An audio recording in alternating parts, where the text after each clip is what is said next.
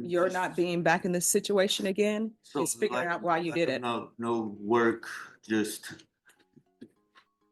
I really honestly feel like there was just a monster inside of me. You know, I was drunk too. Bless you. Yes, You said I do not have permission to be in contact with her. no, It's dead forever. you'll have to speak to your attorney in regards to that. This one, yeah, this one actually made my stomach turn. We're talking about a teenager who hurt his own mother and then tried to shrug it off like, I was drunk. Like that somehow explains it. Like that makes it okay. I don't care how drunk you are, putting your hands on your mom? That's insane. You can see the judge try and keep it together here, but even he looks completely over the excuses. And what really gets me is how some people honestly believe alcohol gives them a pass to act like this. It doesn't. It's not just dumb. It's disturbing. Let me ask you, do you think being drunk should ever count as an excuse? Or is it just people trying to dodge responsibility? Let's get into it. All right, are the parties ready on Dylan Jacob Skinner? Hello, how are you doing? Good. All right, that's good.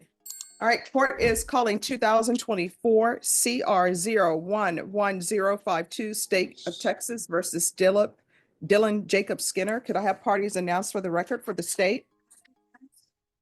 Brian Kimbrough for Mr. Skinner. And are you Mr. Skinner? Yes, ma'am. All right. What happened to your face? Felt good yesterday. The weather was good, so I decided to play basketball. Mhm. I got elbowed in the lip. So, I'm sorry to hear about that. I hope somebody called a foul. I did. Okay. All right. So we're here for sentencing, Correct. and both parties requested that this be reset so that perhaps your client could prepare a letter, because I think he wanted I to. already have it. All right. Thank you. And then there was going to be a victim impact. Is that Correct. correct? All right. So you entered a plea previously on February 18th of no contest. The court found that there was sufficient evidence to find you guilty, and the court found you guilty. Are parties ready to proceed with sentencing? Yes, sir. Anything you wish to say on behalf of your client with regards to sentencing? I would state that Mr. Skinner is very remorseful for this incident.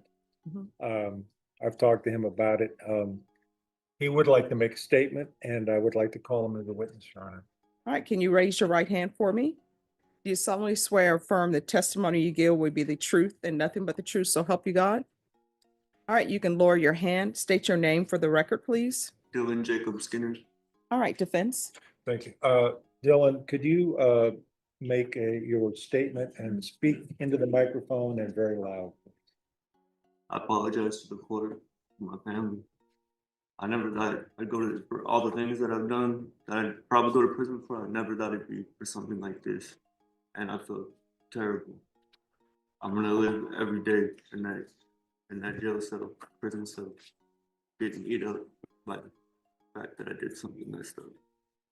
I deserve to go to PDC for it. And I love my mom. I never wanted to do that.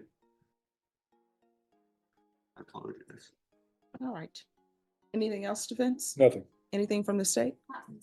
All right, so I have a question. So why did you do this?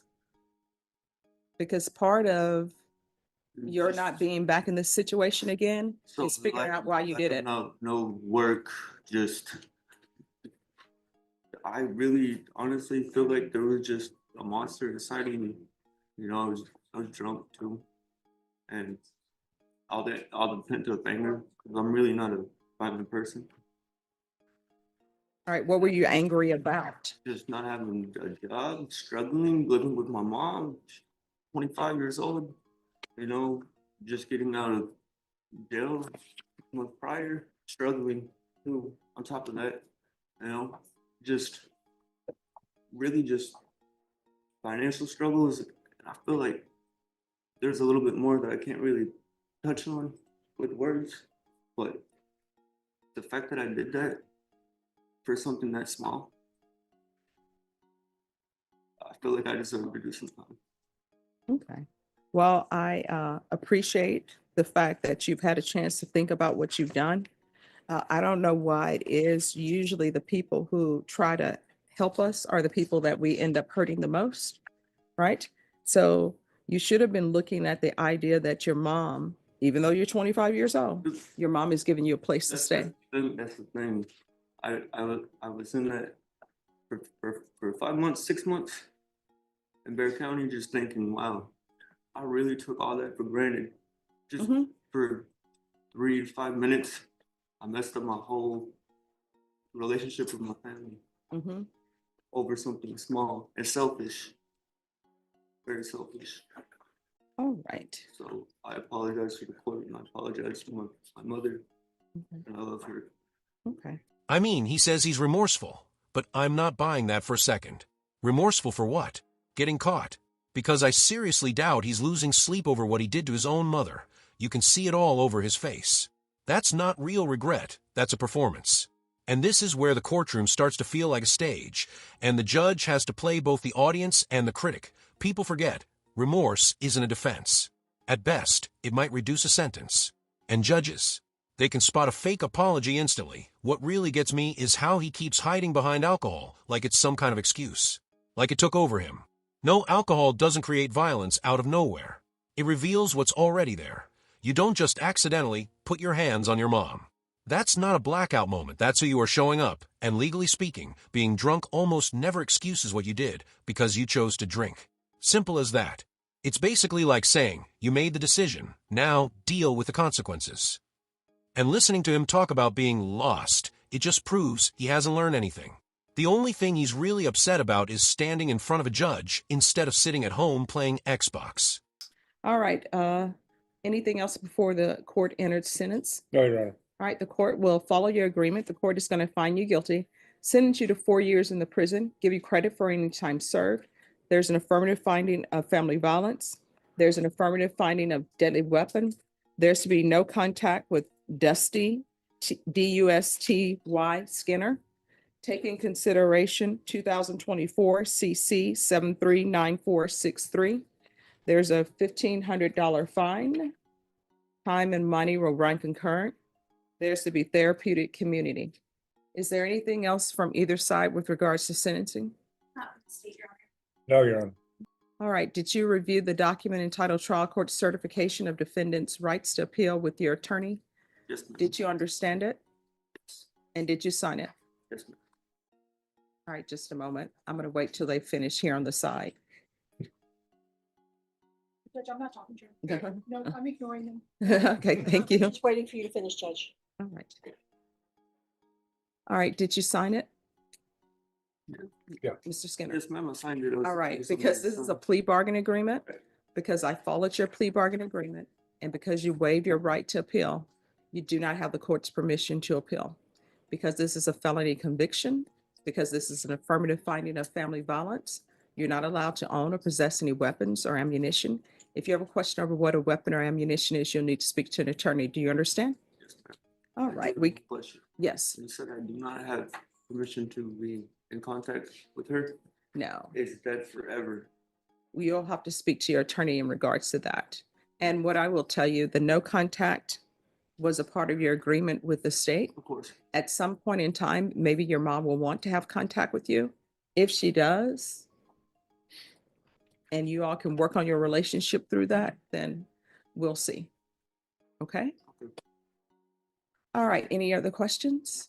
All right, we can go off the record. With regards to the therapeutic community, I have no jurisdiction over that, over the prison. I can't force them to put you in that program, but it'll be in the judgment that I want you to be considered for the therapeutic community. You'll have to ask for it as well. You understand? All right. And here's my other advice. I have no problem with tattoos, but no more face tattoos, okay? Because people will see you, they see the face tattoos and they think some sort of way. Too, probably. Yes. All right. All right. So my understanding, there's a victim impact. All right. Mr. Skinner, over here. Put your back against the counter.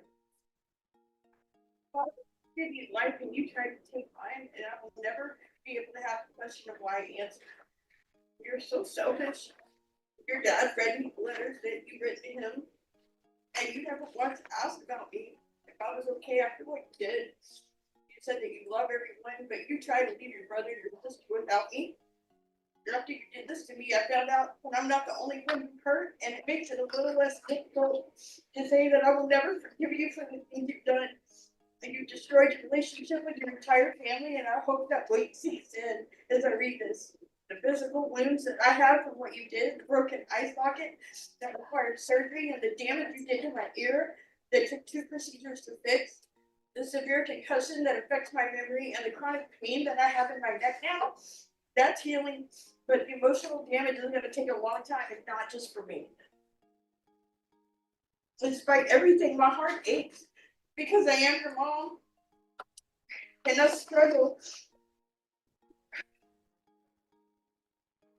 I hope one day you understand the gravity of what you've done in your heart, and not just in the words that you so easily say all the time to make everything right. I hope whatever path you take is someone other than a monster out there you have. Thank you. Look, I'm just going to be real with you. Everybody goes through stuff. Everybody struggles. But that doesn't make you special. We've all dealt with things in life, and no matter how bad it gets, taking it out on your own mom, that's a whole different level. And I'm not trying to judge off appearances, but you look at him, you can tell. He's not actually remorseful. There's a difference between someone feeling guilt and someone acting out, and this guy, he's acting. When your mom gives you a place to live, feeds you, cares about you, and you respond with violence, that tells you everything about a person's character. And honestly, for years doesn't feel like enough. Family violence hits different.